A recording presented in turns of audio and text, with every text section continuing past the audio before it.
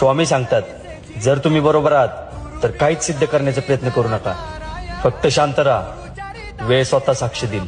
श्री स्वामी समर्थ.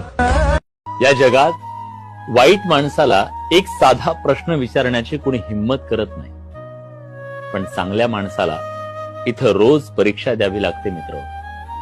काय करणार, कलियुग आहे. तुझा त्याग, तुझी धडपड, तुझे कष्ट सगळं देवाला माहितीये. त्याला ते देखील माहितीये की तू स्वतःला किती बदलवलंयस. तुझी चूक नसताना देखील त्याच देवाच्या विश्वासावर सगळं सोडून दिलंयस. फक्त इतकाच विश्वास ठेव, एक वेळ अशी येईल ना की देव तुला इतकं भरभरून देईल की घ्यायला तुझी ओंजळ कमी पडेल. काय रे, आई बाप मानलेस ना मला? मग आई बापाकडे जाताना आपण हा विचार करतो का की ते आपल्याला स्वीकारतील की नाही स्वीकारणार? मग